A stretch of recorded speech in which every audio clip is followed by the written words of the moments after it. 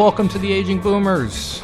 I'm your host, Frank Sampson. Of course, in our show, we discuss so many of the issues facing boomers, their parents, and, of course, an aging population. I just want to thank everybody for all their support. So many of you have shared the information on our show with others, and that's how we continue to grow our listeners each and every day. Many of you go on to iTunes, some on iHeartRadio. I would say most of you are using our app, which is on your iPhone or Android phone. You just have to type in the Aging Boomers, and you can get all of our shows with all of our great guests. And we have another great guest today. But before I introduce her, I want to remind everybody that today's show is sponsored by Senior Care Authority, a senior placement and elder care consulting organization that has a national network of professionally trained and experienced local advisors to assist families and their loved ones. They'll work with you in determining the right path for your loved one and discuss various long-term care options, whether it's in-home care, assisted living, memory care, or nursing. Or if you just need an advocate to get advice, you can contact a Senior Care Authority advisor for a free 30-minute consultation with an advisor in your area. Contact Senior Care Authority at 888-809-1231, or you could go directly to the website at www.seniorcareauthority.com. So I would now like to introduce our guest today. Pretty excited. She wrote a recent book and got some great information to share. We have with us Nadine Roberts Cornish, who founded the Caregiver's Guardian, LLC, in 2009.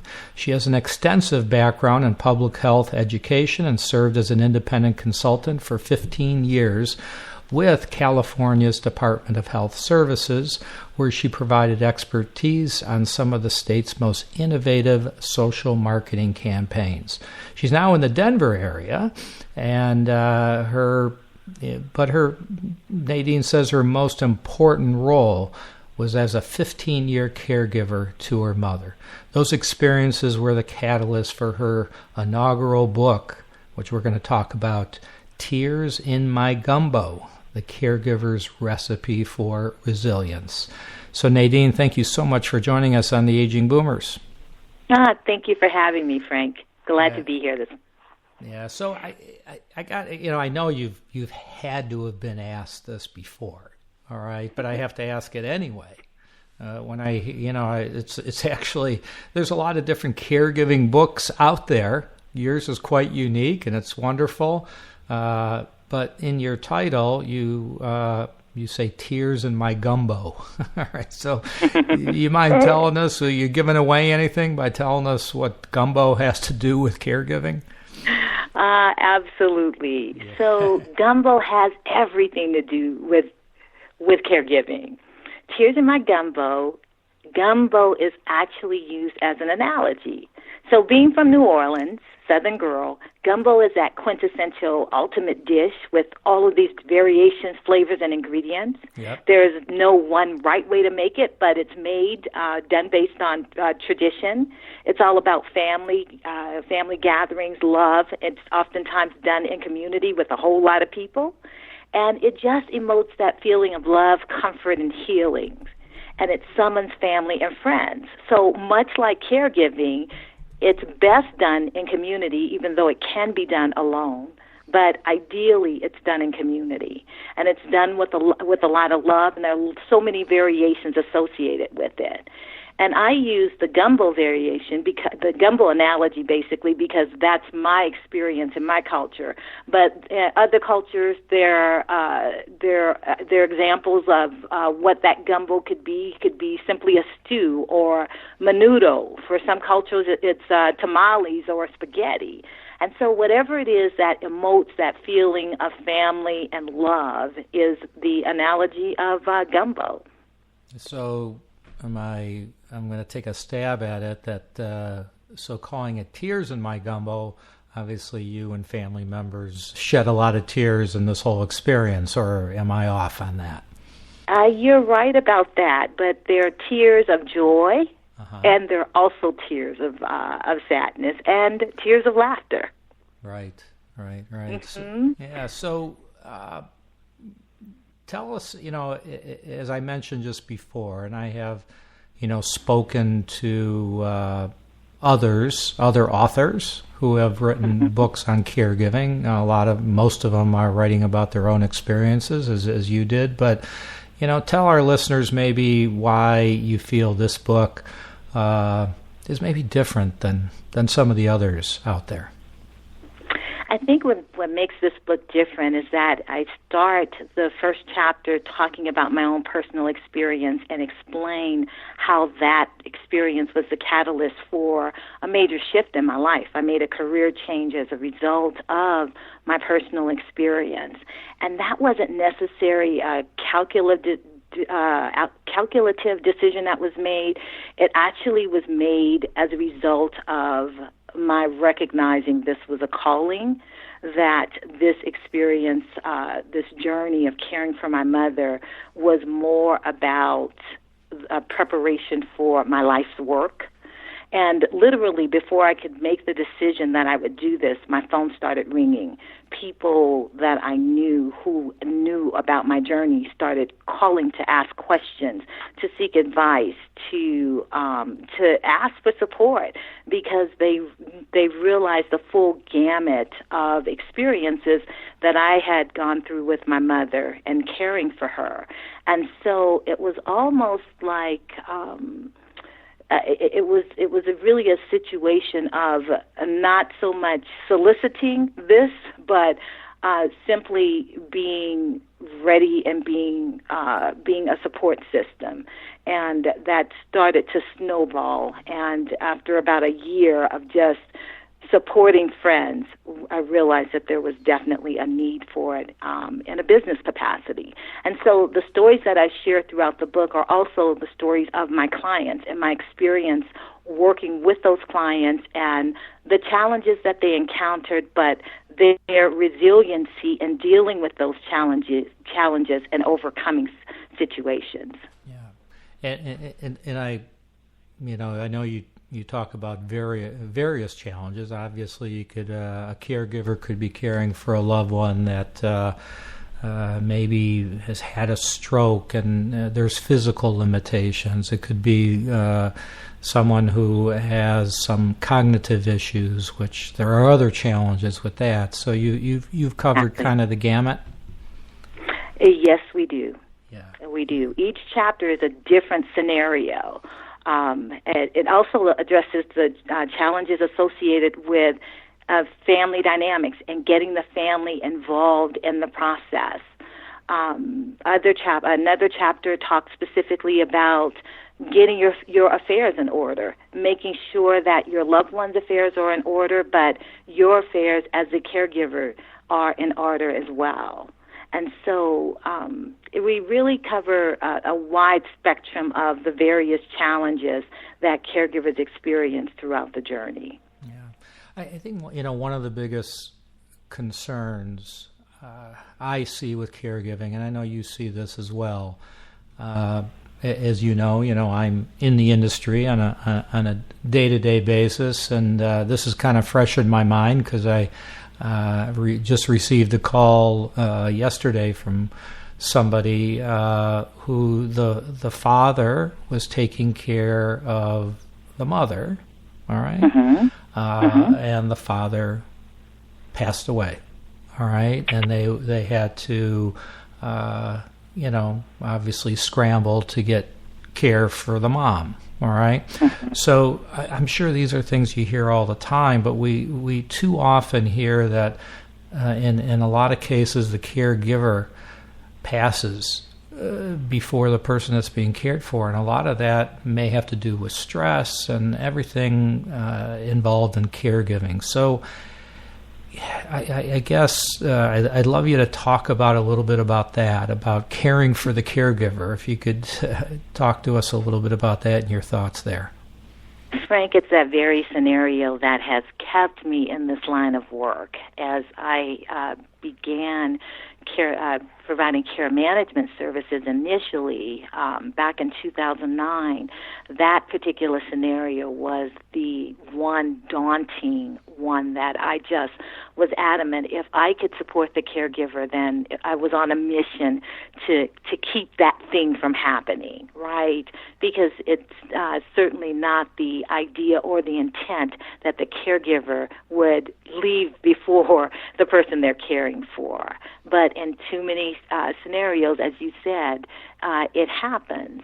And so raising awareness about the stress that's associated with caregiving, also helping the family and the community understand the necessity and importance of supporting the caregiver. You know, caregivers kind of have this thing in their DNA where they don't want to ask for help or get support because, especially in a situation where it's a spouse, they just simply feel like this is my duty, my responsibility, and I will handle this, not recognizing that just as we say it takes a village to raise a child, it takes a village to take care of someone you love. Right. And involving family, involving friends and community in the process affords you the opportunity to take care of yourself while you're caring for your loved one. But more importantly, or as importantly, to provide an outlet for yourself and the caree so that there are more people engaged in the process, more people providing, the spice of life, different conversations, different experiences, and that enriches the process for everyone involved.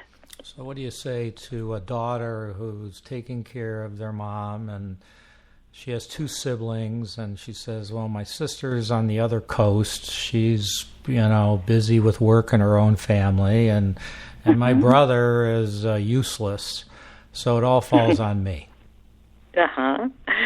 So we talk about the fact that it is a community process and that if for whatever reasons you can't involve your family members, that there are other people that you can involve. You can first and foremost look to hiring help and getting support in the home. We also do an assessment and determine whether or not financially they're available for additional services such as home and community-based services or in-home support services where you can get a caregiver to come in for a few hours during the course of the week to provide respite and support to the caregiver. But there's always a way. There's friends, there are neighbors who are concerned and who likely have asked, is there something that I can do to help? And because of this thing that caregivers tend to have in terms of being resistant to assistance, the first answer is usually, oh, no, right? But creating a list and really setting the intention that when someone offers to help, I'm going to be prepared. I'm going to be armed with reasons and ways in which they can help. Right. So it's a shift in consciousness around the fact that I can't do it myself, even though I've tried, but I can't do it best by myself. Mm-hmm. And what about, I know, listen, I've interviewed many people who've gone through, experiences like you have, okay? Mm-hmm. And also talked to professionals. It seems like, exercise for the caregiver, it seems to be just something that it always comes up. You got to, certainly, like you said, a village, you need that village, okay, that's extremely important, but physically, mentally taking care of yourself, would you agree with that? And how do you get caregivers to realize that and to really, follow up and do that to take care of themselves? Well, one of the ways that we do that is we talk about the chronic illness or scenario that their loved one is going through and what were some of the preventive measures that could have been in place. Diet and exercise is typically a factor in just about everything that tends to ail you. And if you can take care of yourself before a crisis occurs, you're that much better prepared when illness hits. And the idea of a regular exercise routine is essential. And a 15-minute walk in the morning or during the course of the day does a caregiver wonders. It really it makes them feel so much better simply because they've gotten out. They've gotten some fresh air.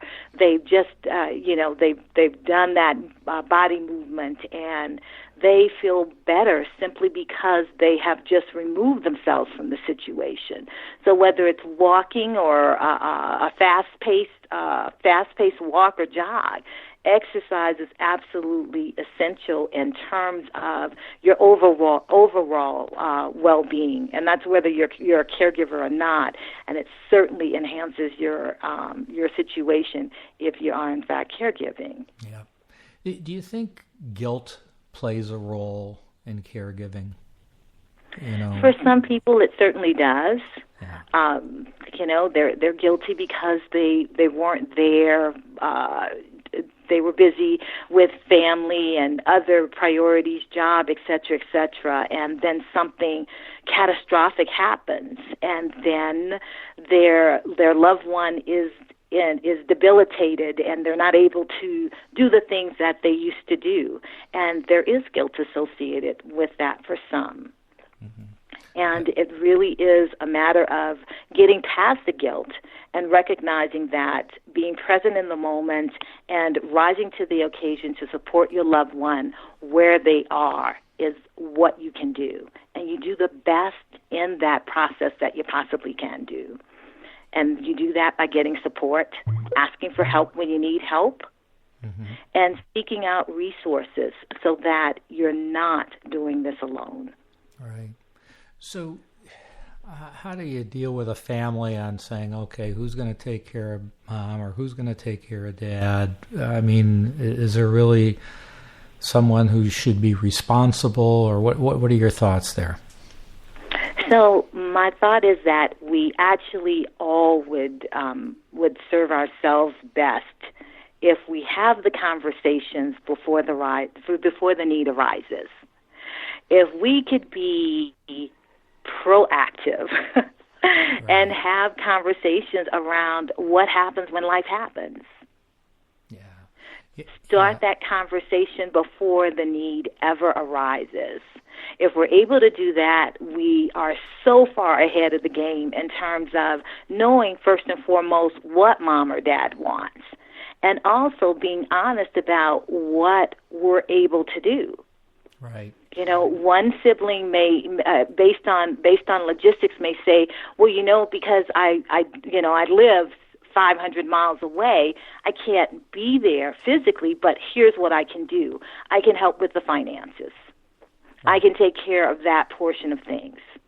Mm-hmm. I can manage the bills. We can set everything up electronically, and I can stay on top of that. Right. Another sibling may be the person best suited to attend doctor's appointments and to actually facilitate putting the plan of care in place. Yeah.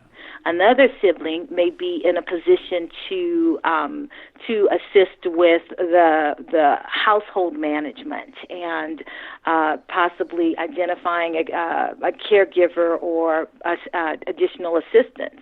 And then there's always that person in the family who they're too busy to do anything tangible. They can't physically be there, but they care, and they can support the process financially. Mm-hmm. So having the discussion ahead of time certainly helps, and it gives everyone an idea of what the plan could possibly look like. But of course, when life happens, things can change dramatically, but you've had the discussion. If you're in a position where the discussion never happened and then life happens and you're faced with this scenario and mom or dad needs care or another loved one needs care, then you typically are working in that crisis mode. You're addressing the immediacy of the situation. If you can bring in a professional to assist you in that process, it's great, but that's when communication is absolutely essential.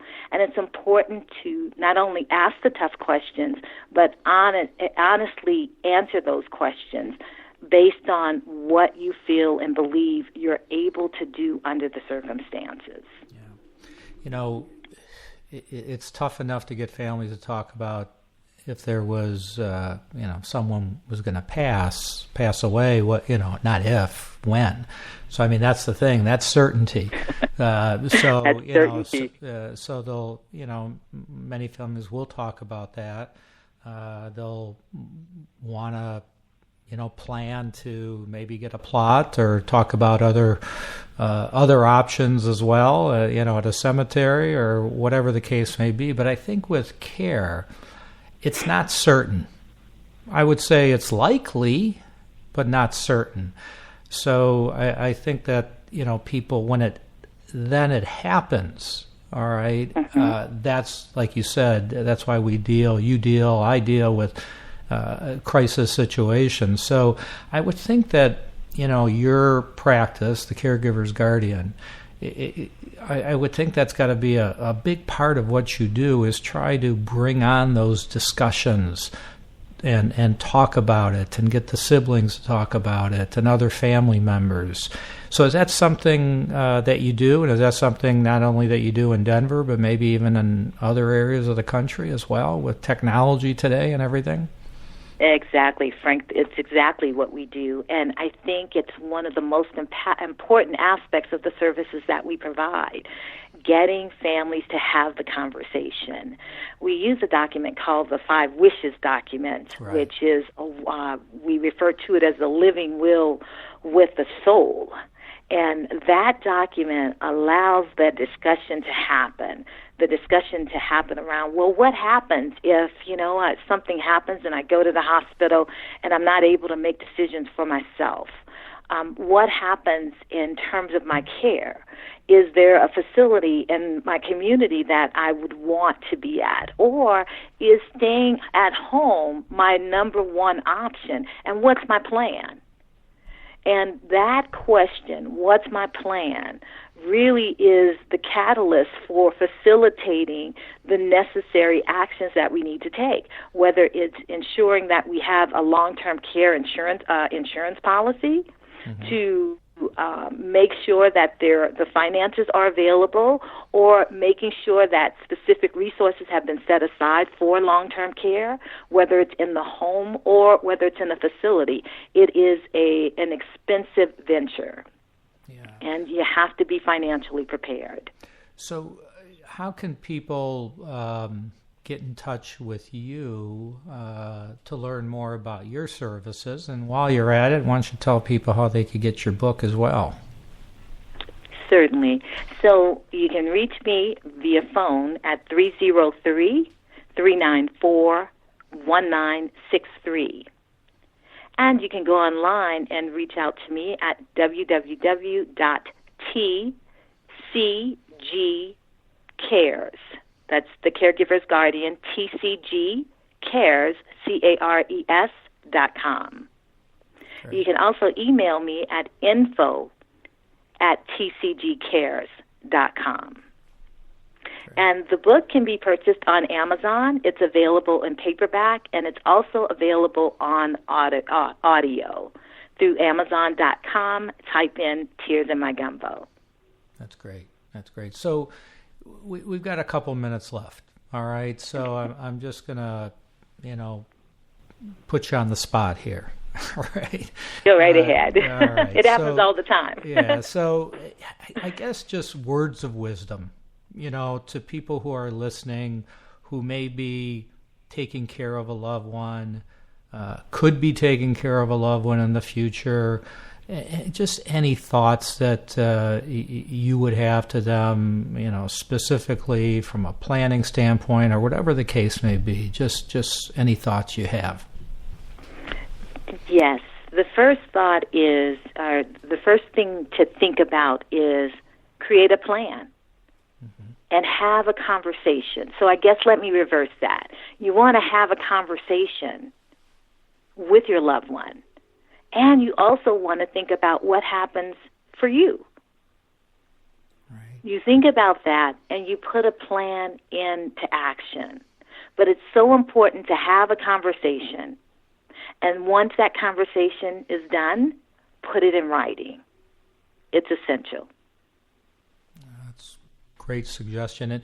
And even if you weren't on the call initially with family members, you could help them kind of say, you want to make sure you cover these points. Here are some points, or here are some questions you need to ask yourself. That's something you could help with as well, even if you weren't on the call, right? Absolutely. Again, give them a list of questions, a guideline basically to follow, so that they basically cover the basis. Right.